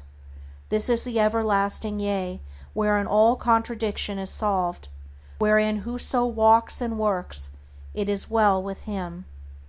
He who has yielded up that self, that personality that men most love, and to which they cling with such fierce tenacity, has left behind him all perplexity, and has entered into a simplicity so profoundly simple as to be looked upon by the world, involved as it is in a network of error, as foolishness. Yet such a one has realized the highest wisdom, and is at rest in the infinite. He accomplishes without striving, and all problems melt before him, for he has entered the region of reality, and deals, not with changing effects, but with the unchanging principles of things. He is enlightened with a wisdom which is as superior to ratiocination as reason is to animality. Having yielded up his lusts, his errors, his opinions and prejudices, he has entered into possession of the knowledge of God, having slain the selfish desire for heaven, and along with it the ignorant fear of hell. Having relinquished even the love of life itself, he has gained supreme bliss and life eternal, the life which bridges life and death, and knows its own immortality. Having yielded up all without reservation, he has gained all, and rests in peace on the bosom of the Infinite. Only he who has become so free from self as to be equally content to be annihilated as to live, or to live as to be annihilated, is fit to enter into the Infinite. Only he, ceasing to trust his perishable self, has learned to trust in boundless measure the great law, the supreme good, is prepared to partake of undying bliss. For such a one there is no more regret, nor disappointment, nor remorse, for where all selfishness has ceased these sufferings cannot be, and whatever happens to him he knows that it is for his own good, and he is content, being no longer the servant of self, but the servant of the Supreme. He is no longer affected by the changes of earth, and when he hears of wars and rumors of wars, his peace is not disturbed, and where men grow angry and cynical and quarrelsome, he bestows compassion and love. Though appearance may contradict it, he knows that the world is progressing, and that through its laughing and its weeping, through its living and its keeping, through its follies and its labors, weaving in and out of sight, to the end from the beginning, through all virtue and all sinning, reeled from God's great spool of progress, runs the golden thread of light. When a fierce storm is raging, none are angered about it, because they know it will quickly pass away, and when the storms of contention are devastating the world, the wise man, looking with the eyes of truth and pity, knows that it will pass away, and out of the wreckage of broken hearts which it leaves behind, the immortal temple of wisdom will be built. Sublimely patient, infinitely compassionate, deep, silent, and pure, his very presence is a benediction, and when he speaks, men ponder his words in their hearts, and by them rise to higher levels of attainment. Such is he who has entered into the Infinite, who by the power of utmost sacrifice has solved the sacred mystery of life. Questioning life and destiny and truth, I sought the dark and labyrinthine Sphinx, who spake to me this strange and wondrous thing: concealment only lies in blinded eyes, and God alone can see the form of God.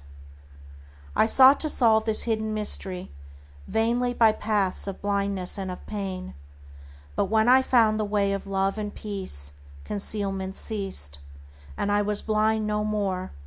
Then I saw God, e'en with the eyes of God. Chapter 6. Saints, Sages, and Saviors. The Law of Service. The spirit of love, which is manifested as a perfect and rounded life, is the crown of being and the supreme end of knowledge upon this earth. The measure of a man's truth is the measure of his love, and truth is far removed from him whose life is not governed by love. The intolerant and condemnatory, even though they profess the highest religion, have the smallest measure of truth, while those who exercise patience, and who listen calmly and dispassionately to all sides, and both arrive themselves at, and incline others to, thoughtful and unbiased conclusions upon all problems and issues, have truth in fullest measure. The final test of wisdom is this: how does a man live?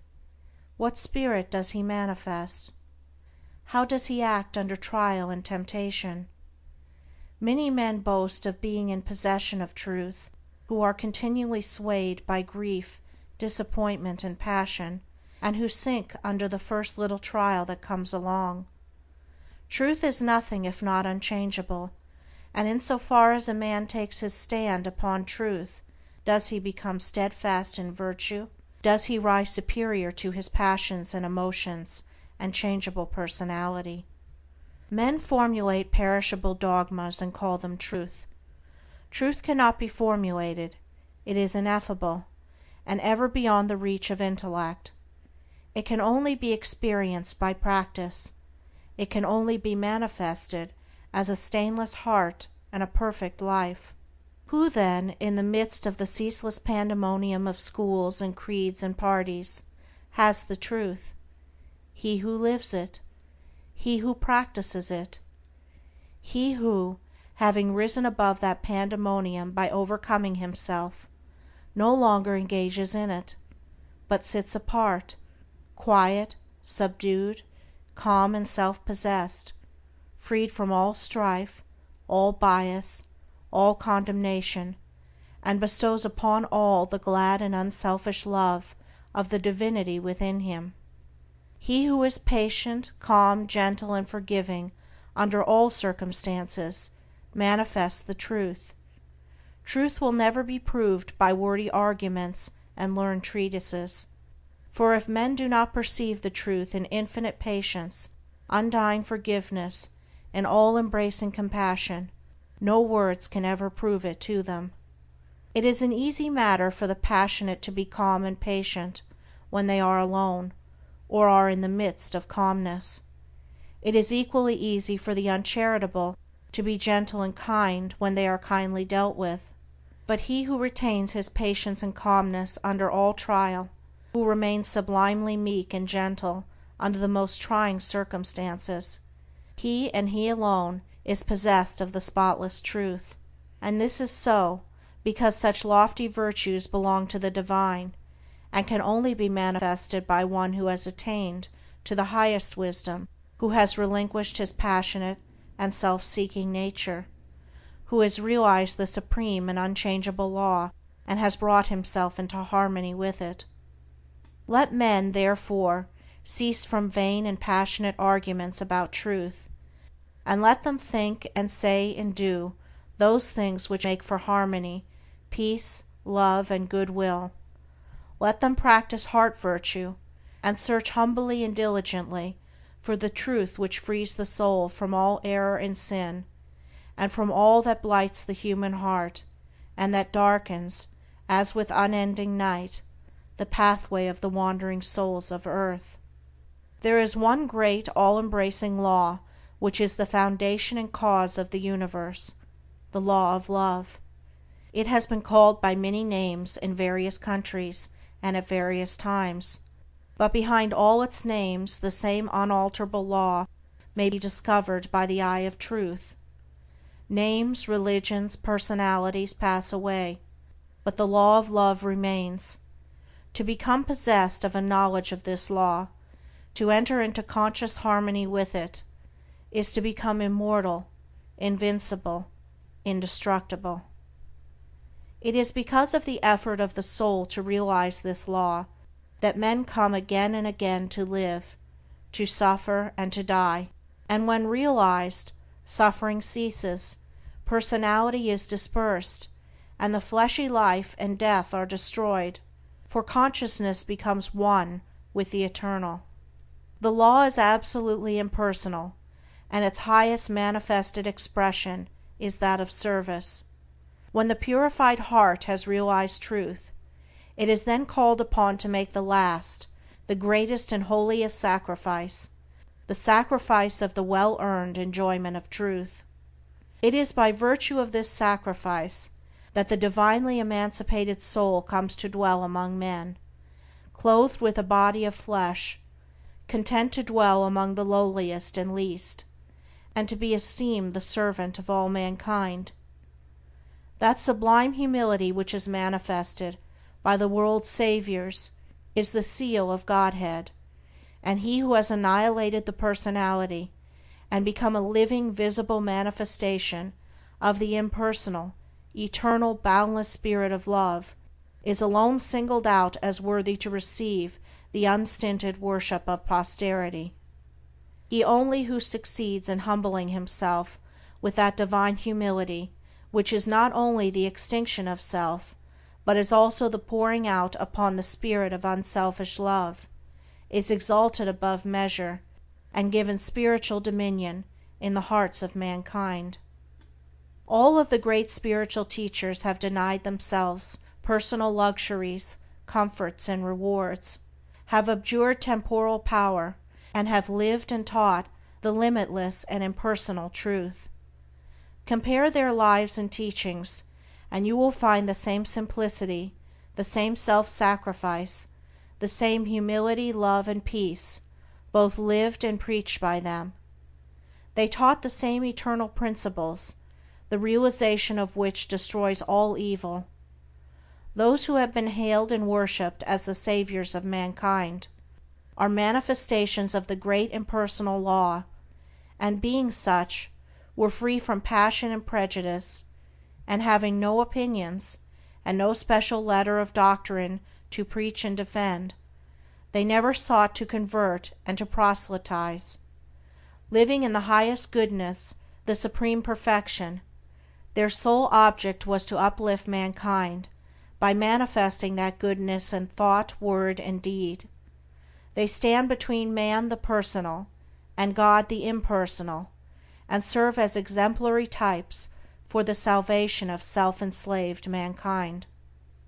Men who are immersed in self, and who cannot comprehend the goodness that is absolutely impersonal, deny divinity to all saviors except their own, and thus introduce personal hatred and doctrinal controversy, and while defending their own particular views with passion, look upon each other as being heathens or infidels, and so render null and void, as far as their lives are concerned, the unselfish beauty and holy grandeur of the lives and teachings of their own masters. Truth cannot be limited, it can never be the special prerogative of any man, school, or nation, and when personality steps in, truth is lost. The glory alike of the saint, the sage, and the savior is this, that he has realized the most profound lowliness, the most sublime unselfishness, having given up all, even his own personality. All his works are holy and enduring, for they are freed from every taint of self. He gives, yet never thinks of receiving. He works without regretting the past or anticipating the future, and never looks for reward. When the farmer has tilled and dressed his land and put in the seed, he knows that he has done all that he can possibly do, and that now he must trust to the elements, and wait patiently for the course of time to bring about the harvest, and that no amount of expectancy on his part will affect the result. Even so, he who has realized truth goes forth as a sower of the seeds of goodness, purity, love, and peace, without expectancy, and never looking for results, knowing that there is the great overruling law which brings about its own harvest in due time, and which is alike the source of preservation and destruction. Men not understanding the divine simplicity of a profoundly unselfish heart look upon their particular savior as the manifestation of a special miracle, as being something entirely apart and distinct from the nature of things, and as being, in his ethical excellence, eternally unapproachable by the whole of mankind. This attitude of unbelief, for such it is, in the divine perfectibility of man, paralyzes effort and binds the souls of men as with strong ropes to sin and suffering. Jesus grew in wisdom and was perfected by suffering. What Jesus was, he became such. What Buddha was, he became such. And every holy man became such by unremitting perseverance in self-sacrifice. Once recognize this, once realize that by watchful effort and hopeful perseverance you can rise above your lower nature, and great and glorious will be the vistas of attainment that will open out before you. Buddha vowed that he would not relax his efforts until he arrived at the state of perfection, and he accomplished his purpose. What the saints, sages, and saviors have accomplished, you likewise may accomplish, if you will only tread the way which they trod and pointed out, the way of self-sacrifice, of self-denying service. Truth is very simple. It says, "Give up self, come unto me, away from all that defiles, and I will give you rest." All the mountains of commentary that have been piled upon it cannot hide it from the heart that is earnestly seeking for righteousness. It does not require learning, it can be known in spite of learning. Disguised under many forms by erring self-seeking men, the beautiful simplicity and clear transparency of truth remains unaltered and undimmed, and the unselfish heart enters into it and partakes of its shining radiance. Not by weaving complex theories, not by building up speculative philosophies is truth realized, but by weaving the web of inward purity, by building up the temple of a stainless life, is truth realized. He who enters upon this holy way begins by restraining his passions. This is virtue, and is the beginning of saintship, and saintship is the beginning of holiness. The entirely worldly man gratifies all his desires, and practices no more restraint than the law of the land in which he lives demands. The virtuous man restrains his passions. The saint attacks the enemy of truth in its stronghold within his own heart, and restrains all selfish and impure thoughts, while the holy man is he who is free from passion and all impure thought, and to whom goodness and purity have become as natural as scent and color are to the flower. The holy man is divinely wise. He alone knows truth in its fullness, and has entered into abiding rest and peace. For him evil has ceased, it has disappeared in the universal light of the All-Good. Holiness is the badge of wisdom.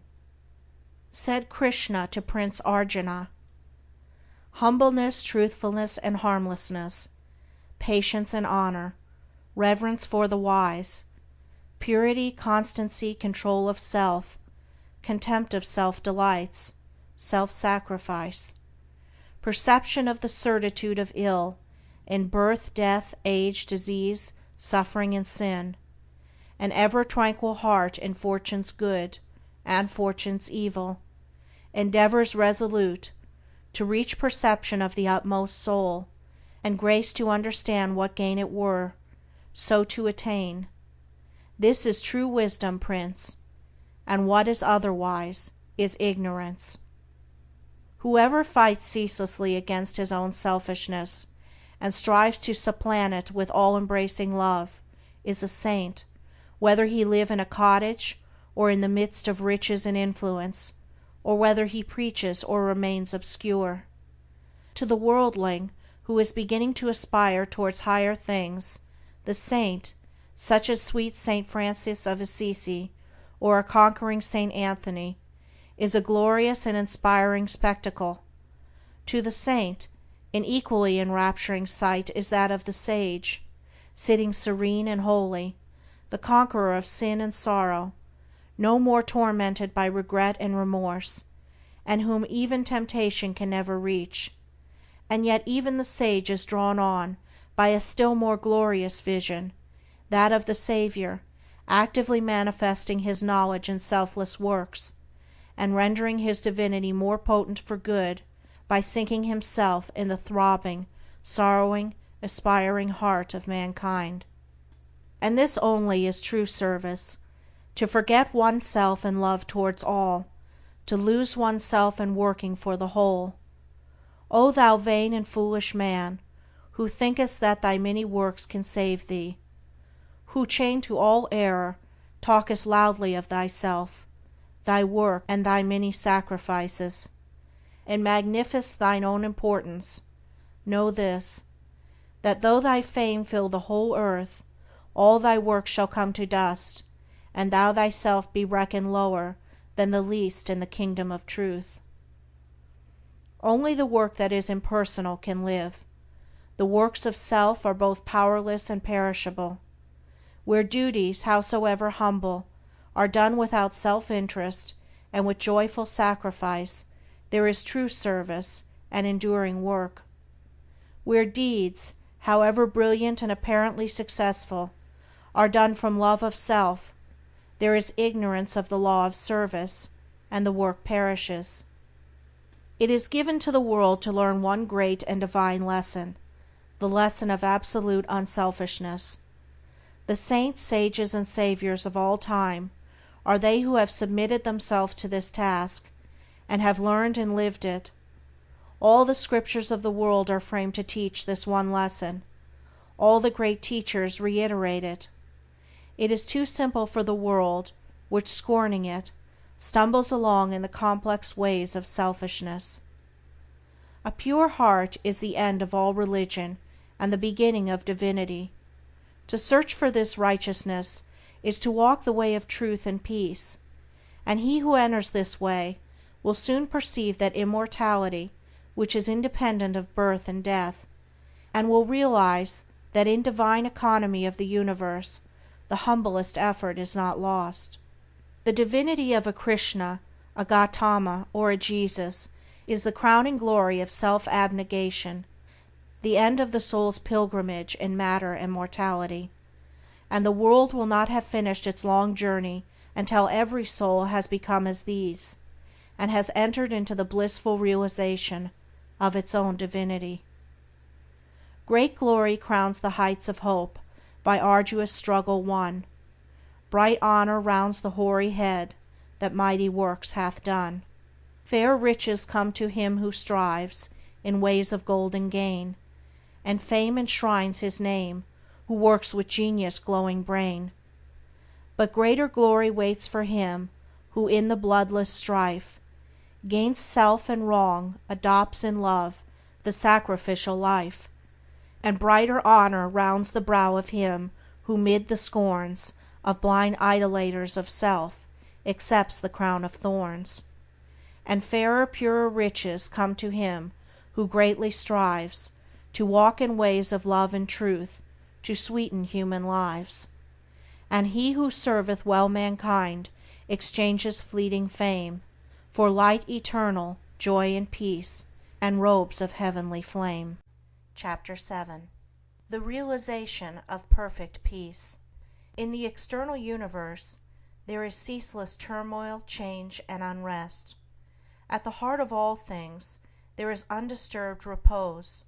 In this deep silence dwelleth the Eternal.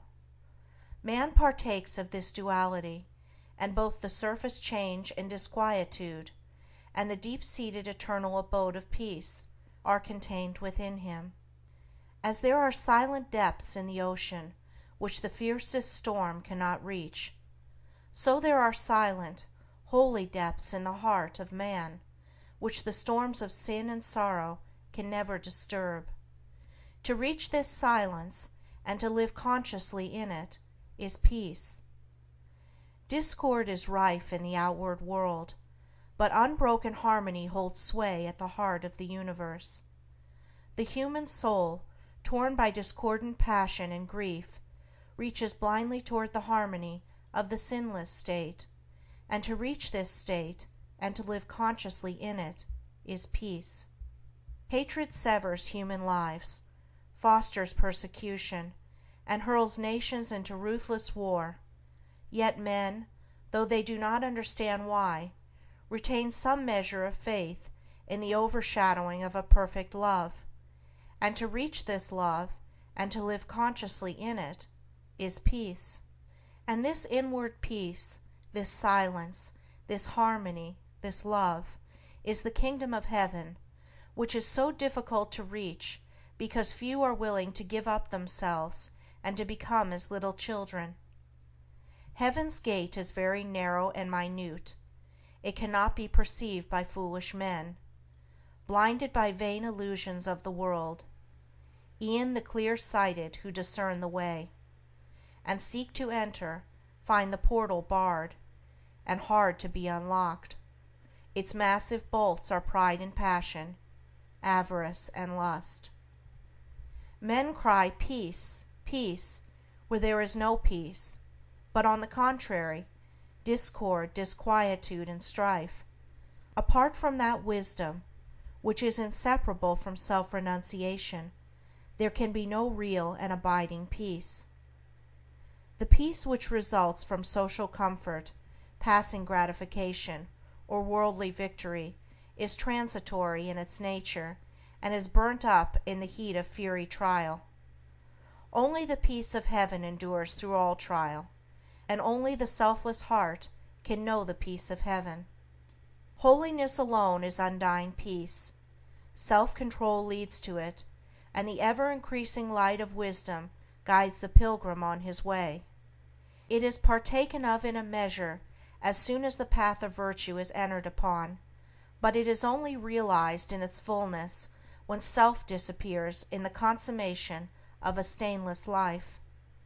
This is peace, to conquer love of self and lust of life, to tear deep-rooted passion from the heart, to still the onward strife.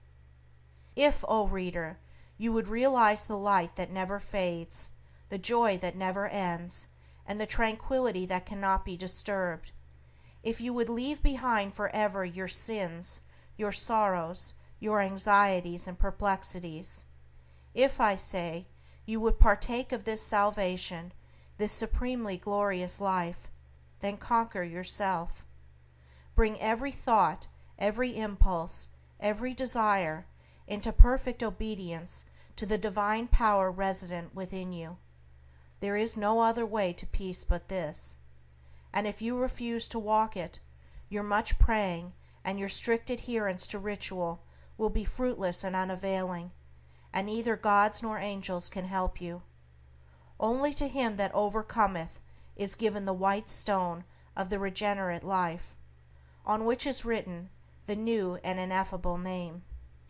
Come away for a while from external things, from the pleasures of the senses, from the arguments of the intellect, from the noise and the excitements of the world, and withdraw yourself into the inmost chamber of your heart, and there, free from sacrilegious intrusion of all selfish desires, you will find a deep silence, a holy calm, a blissful repose, and if you will rest a while in that holy place, and will meditate there, the faultless eye of truth will open within you, and you will see things as they really are. This holy place within you is your real and eternal self. It is the divine within you, and only when you identify yourself with it can it be said to be clothed and in your right mind. It is the abode of peace, the temple of wisdom, the dwelling place of immortality. Apart from this inward resting place, this mount of vision, there can be no true peace, no knowledge of the divine, and if you can remain there for 1 minute, 1 hour, or 1 day, it is possible for you to remain there always. All your sins and sorrows, your fears and anxieties are your own, and you can cling to them or you can give them up. Of your own accord you cling to your unrest. Of your own accord you can come to abiding peace. No one else can give up sin for you. You must give it up yourself. The greatest teacher can do no more than walk the way of truth for himself, and point it out to you. You yourself must walk it for yourself. You can obtain freedom and peace alone by your own efforts, by yielding up that which binds the soul, and which is destructive of peace. The angels of divine peace and joy are always at hand, and if you do not see them, and hear them, and dwell with them, it is because you shut yourself out from them, and prefer the company of the spirits of evil within you. You are what you will be, what you wish to be, what you prefer to be. You can commence to purify yourself, and by so doing can arrive at peace, or you can refuse to purify yourself, and so remain with suffering. Step aside then, come out of the fret and the fever of life, away from the scorching heat of self, and enter the inward resting place, where the cooling airs of peace will calm, renew, and restore you. Come out of the storms of sin and anguish. Why be troubled and tempest tossed, when the heaven of peace of God is yours? Give up all self-seeking, give up self, and lo, the peace of God is yours. Subdue the animal within you, conquer every selfish uprising, every discordant voice, transmute the base metals of your selfish nature into the unalloyed gold of love, and you shall realize the life of perfect peace.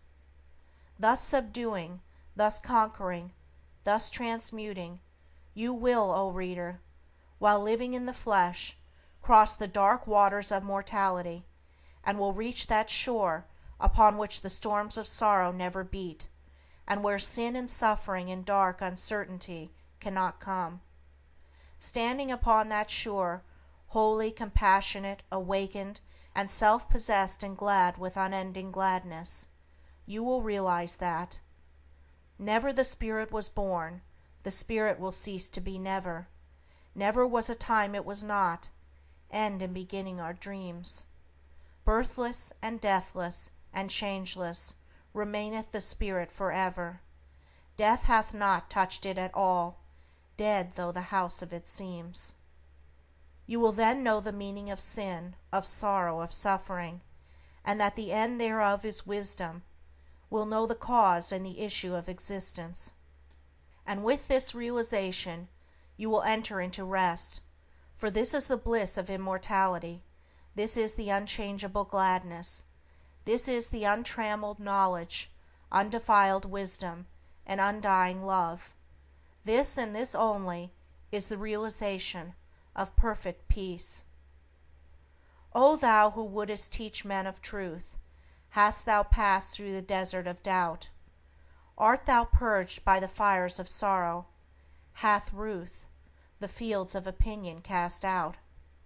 Of thy human heart, is thy soul so fair that no false thought can ever harbor there? O thou who wouldest teach men of love, hast thou passed through the place of despair? Hast thou wept through the dark night of grief? Does it move, now freed from its sorrow and care, thy human heart to pitying gentleness, looking on wrong and hate and ceaseless stress? O thou who wouldest teach men of peace, hast thou crossed the wide ocean of strife? Hast thou found on the shores of the silence release from all the wild unrest of life? From thy human heart hath all striving gone, leaving but truth and love and peace alone.